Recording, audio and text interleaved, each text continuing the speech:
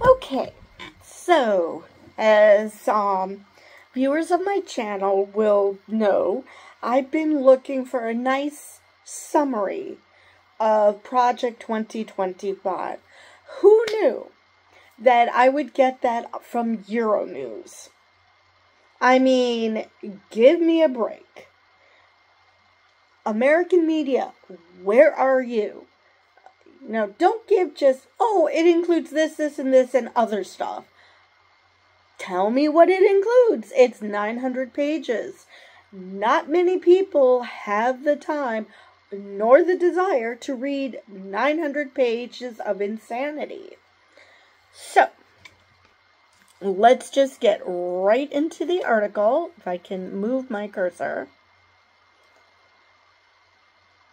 All right. Having tried to overturn his 2020 loss to Joe Biden with a range of undemocratic tactics, Donald Trump is now campaigning for the U.S. presidency again and is in full authoritarian flow. Having said last December he intends to be a dictator on day one, he has continued to fawn over authoritarian leaders like Viktor Orban and Xi Jinping. Now, for those who will rightfully point out that he said, just on day one, not just, from day one. Excuse me, but point to me to a dictator who voluntarily gave up power. Yeah, you can't find one. So, yeah. They're all smart, tough, he said of these leaders at a recent rally. They love their country, and Orban was right. We have to have somebody that can protect us. But as Trump's opponents are working hard to make known, it isn't just the ex-president's own words that warn of a slide into full-on authoritarianism. In fact, there already exists a highly detailed and publicly available plan to dismantle the current American order and replace it with something far more extreme. Now, before I continue, they love their country.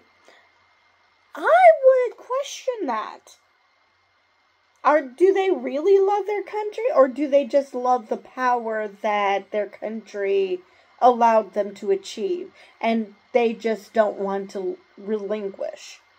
Because, like in the case of Orban, he might have actually started off wanting to help the country, but little by little he's been making it so it's really, really hard to get him out of power. So, and same thing with Xi Jinping. So, same thing with Putin. So, I question, do they really love their country? Or do they love the power that they can enjoy in the country? Two different things. This agenda is known as Project 2025, a long gestating effort to lay out a highly detailed and strikingly extreme agenda for a new Republican presidential administration that its backers hope will begin in January next year. Project 2025 is a collaboration between hundreds of former Trump appointees, right-leaning thinkers, and long-established conservative lobby groups. Together, they have released a 900-plus page report, Mandate for Leadership, The Conservative Promise, that spells out in minute detail how a future conservative president could almost completely overhaul the American federal system. Please, come on, Kamala. Continue your momentum. It harks back specifically to the agenda produced by supporters of Ronald Reagan at the end of the 1970s, but it is dramatically more polarizing in its proposals, and many of the plans it spells out have left Trump opponents nothing short of horrified. Project 2025 has been hatched under the auspices of the Heritage Foundation, which describes itself as the nation's premier conservative think tank. Well, I have to give it to them. At least they're honest about that. At least they are honest about what side they're on. While its history has seen it align itself with various mainstream Republicans who are now marginalized and even excluded from their party, the foundation has fully embraced Trumpism since he first won the presidency, and it has continued its radicalization since he lost in 2020. Its current president, Kevin Roberts, is fully open about how he sees the organization's mission.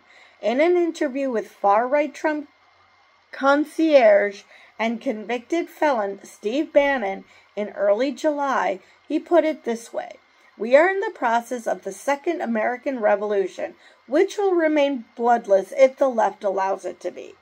Translation: if the left rolls over and dies and lets the right do whatever the hell they want. Not long afterward, the Heritage Foundation accused the Biden administration of possessing the means, but perhaps also the intent, to circumvent constitutional limits and disregard the will of the voters should they demand a new president. Wait, what? And saying that as things stand right now, there is a 0% chance of a free and fair election in the United States of America.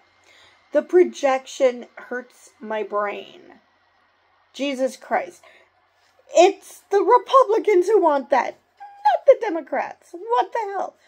And considering this was, of course, written before Biden bowed out of the next race, this is just looking like the utter bullcrap that it is. Not that we needed Biden to step aside in order to realize it's bullcrap. Thus, the Heritage Foundation and the movement it helps lead view current U.S. politics in near apocalyptic terms, framing the moment as a critical breaking point that demands sweeping, even merciless reform from the top down. Project 2025's flagship written output spells out what they are thinking for the world to see. Proclaiming itself the work of the entire conservative movement, the Project 2025 mandate for leadership is organized around what it calls 4 broad fronts that will decide America's future. These are to restore the family as the centerpiece of American life and protect our children. Now, initially you would think, okay, what's wrong with that? We're getting to that. Dismantle the administrative state and return self-governance to the American people.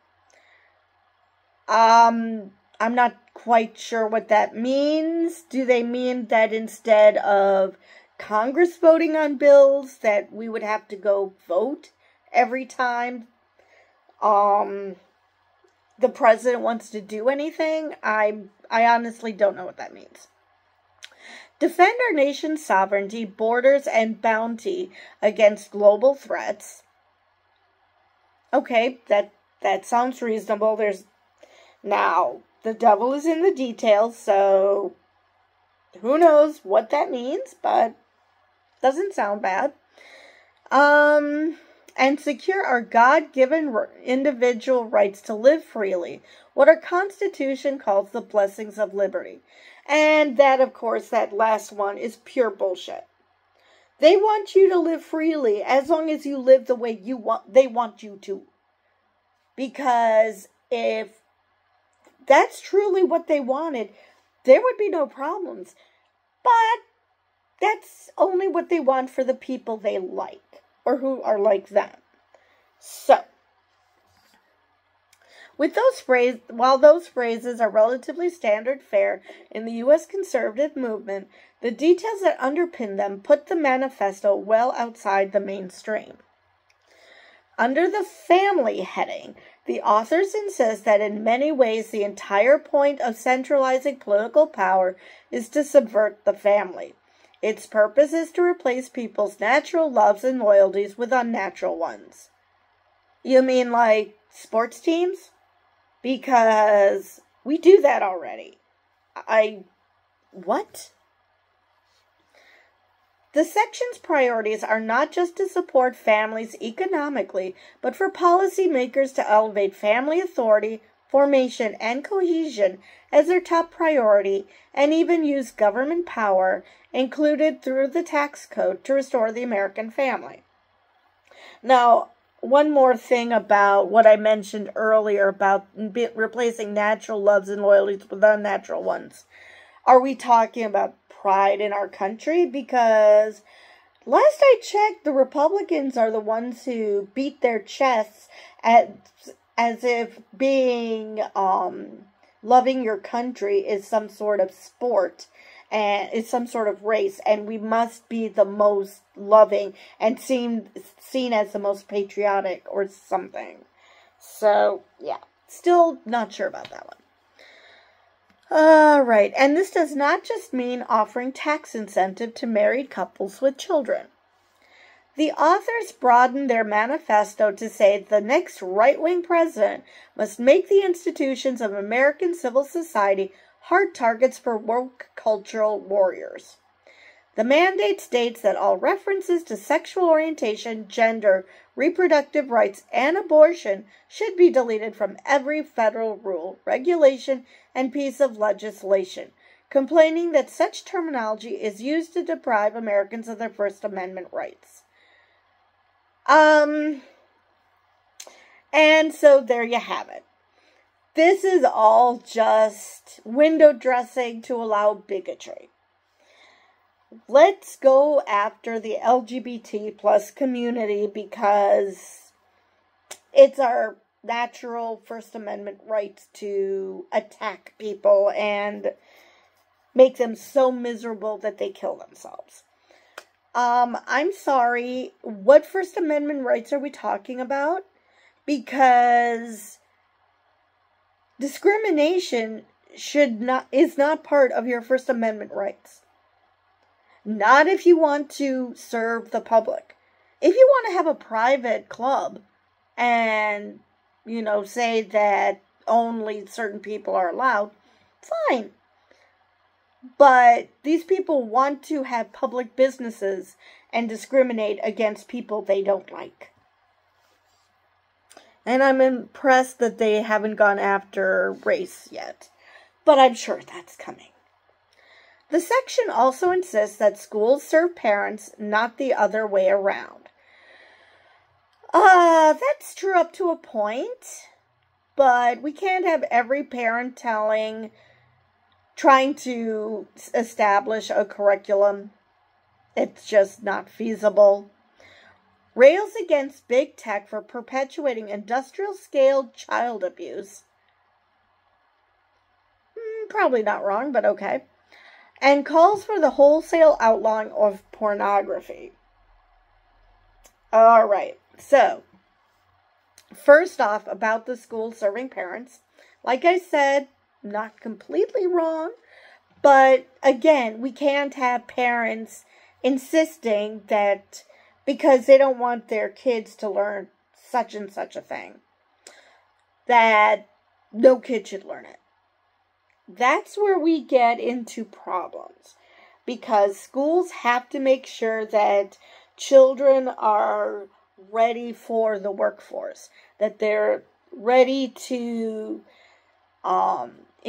if they want to increase their education or whatever it is they want to do in life, they need to be prepared for meeting people who aren't like them. And so we have to have that in schools. So, because let's face it, parents don't know everything about everything. Teachers don't know everything about everything. That's why they have different teachers for different subjects. And the calls for wholesale outlawing of pornography, that can get slippery. Anybody who's seen filters in action know how slippery this is. Because what's considered pornography? I mean, what was it, last year, 2 years ago, where Florida parents lost their absolute minds that their kids saw the statue of David. Because David is naked. Completely and utterly naked. And they just lost their shit. Because they just had to show what imbeciles they are. That is not pornography. That is art. That's not a real penis. And if you think that that's a real penis, I would love to know what men you've been around. But, because no, that's just no. Anyway. So yeah. That could get really stupid really fast. That could end up outlawing anatomy books. Which is just stupid because there's a reason we have those. The people who produce and distribute it should be imprisoned. Educators and public librarians who purvey it should be classed as registered sex offenders. And telecommunications and technology firms that facilitate its spread should be shuttered, the report says. I mean, can you see what a chilling effect this is? That if someone is even remotely close to a picture that is deemed pornographic by whomever, that could ruin their lives, even if they had nothing to do with it. That is just chilling. And yet they talk about freedom.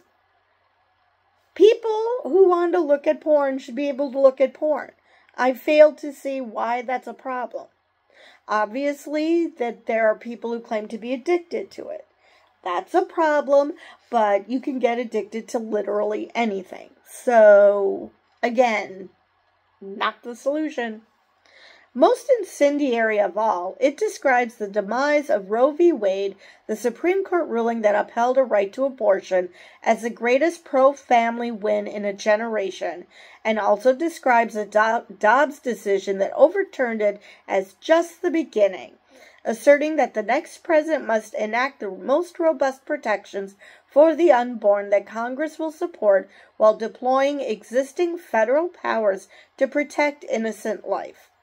Among these is the effective banning of abortifacients, meaning anything that may induce the abortion of a pregnancy.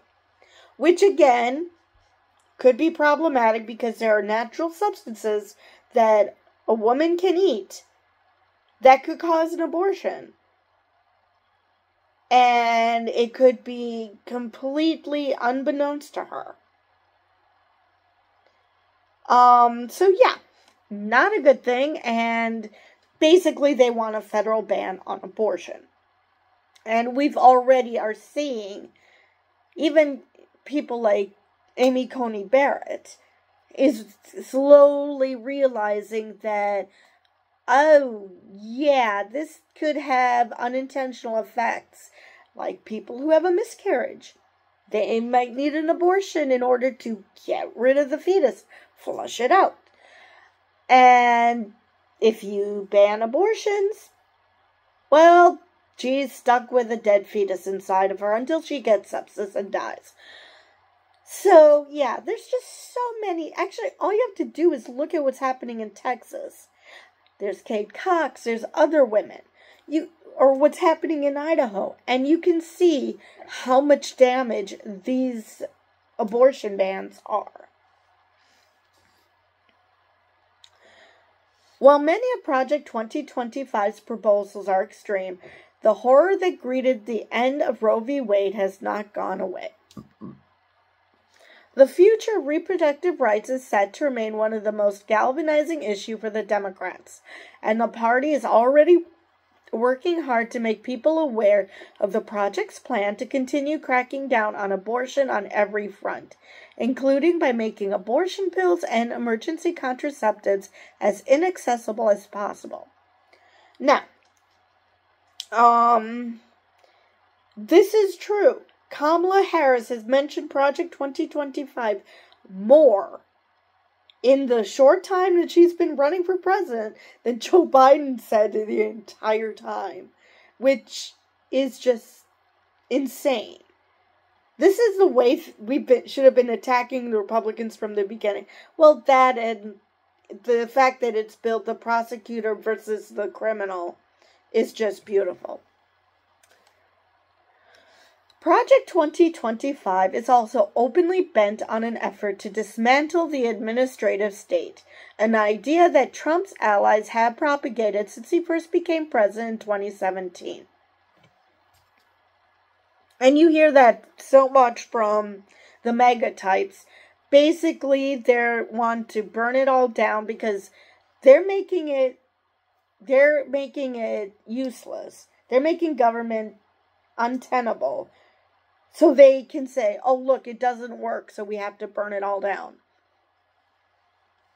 Steve Bannon, the far-right agitator and former Trump advisor currently serving a prison term for contempt of Congress, declared in 2017 that the new administration's central mission would be the deconstruction of the administrative state, essentially dramatically hacking down the size of the federal government, including by fully abolishing certain, that's nice, it cut off.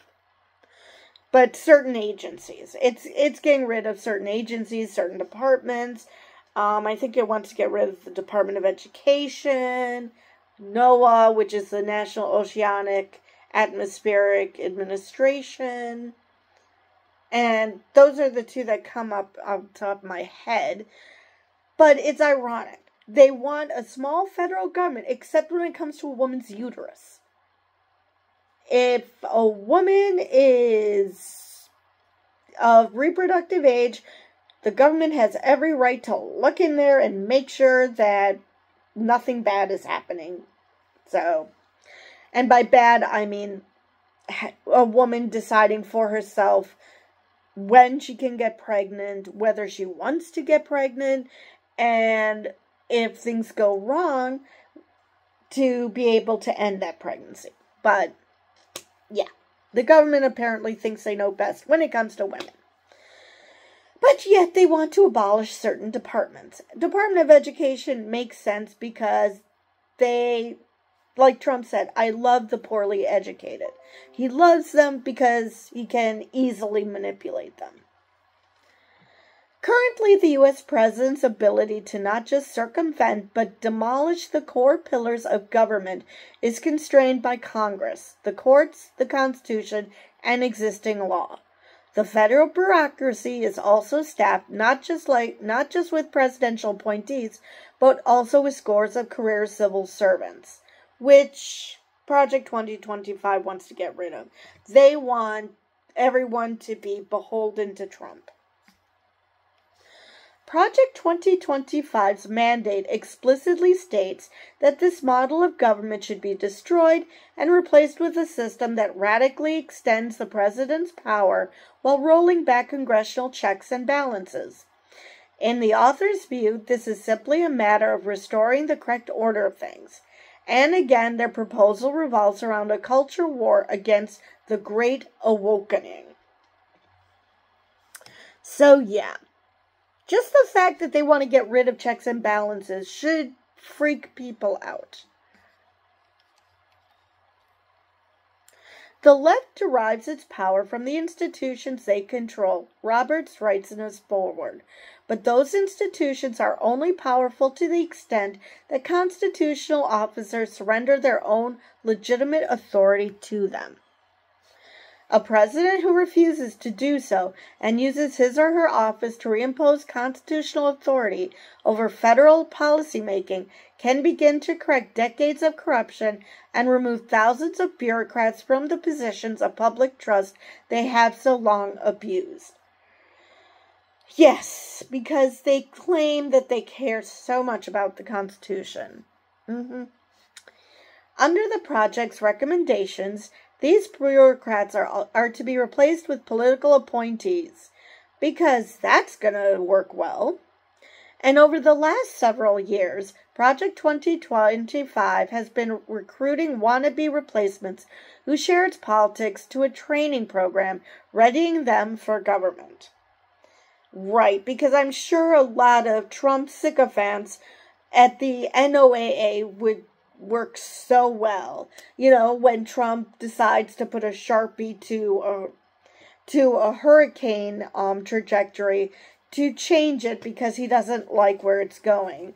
I'm sure that, yeah, having a bunch of people at the ready to make those changes he wants, I'm sure that's going to work out really, really well. When the project came to broader public attention in the early summer of 2024, Trump took the unusual step of publicly distancing himself from it, even going so far as to claim he did not know what it was. Okay, obviously whoever's writing this doesn't know Trump, because he does this every freaking time that there is a backlash. He did that with David Duke. He did that with Proud Boys. He did that with anyone that he wants to distance himself from because of optics. Not that he's actually doing it. So, yeah. No, he claims to be distancing himself. He's not. Senior members of his campaign staff have also denied having anything to do with it and even complained that its radical proposals risk drowning out their efforts to appeal to more mainstream-minded voters. We have eyes. We know who was a part of this. In a recent interview, senior Trump advisor Chris LaCivita described the project's organizers as a pain in the ass and said any suggestions their plans would be implemented by default was complete and utter bullshit. This is despite members of the project's author list appearing at this year's Republican National Convention. One of them, Tom Horman, was name-checked by Trump himself. And while Trump has explicitly denied knowledge of the project, he has previously spoken at the Heritage Foundation and praised its efforts to develop a governing agenda.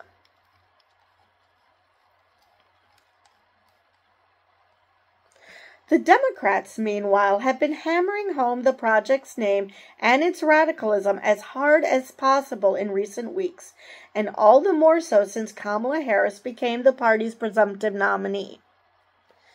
Party luminaries from House Minority Leader Hakeem Jeffries to Hillary Clinton have been sharing links to pieces explaining what it is, hoping to tie the Trump man's ticket to it as tightly as possible.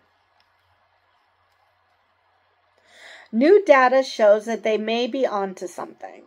According to progressive-leaning polling company Navigator, most Americans are now aware of the project's existence. Highly unusual for anything produced by a Washington think tank, and they are turning against it. Actually, I'm surprised how many people are aware of it. Considering, Biden did a bunch of great things as president, and most people are like, he did great things? What did he do? What do you mean he did that? I didn't hear about it. So yeah. At least they finally are figuring out to tout things. But they shouldn't just tout things that are scary. They should tout, what they've done. They should tout it to the moon and back. Pound their chests. I mean, people have to know the good you're doing, too. In this climate, Harris is evoking the agency's name on the stump as she rides a fresh burst of Democratic enthusiasm into her 3-month-long presidential campaign. Trump and his extreme Project 2025 agenda will weaken the middle class, she said at her first campaign rally as a full-fledged candidate, rousing boos from her hyped-up audience. Like, we know we've got to take this seriously. And can you believe they put that thing in writing? Yeah. Sometimes saying the quiet part out loud, not a good thing.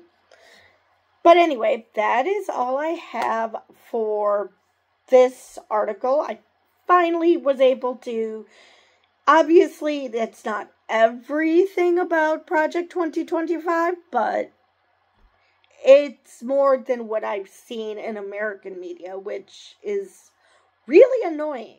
I should not be finding out this much detail from a EU sanctioned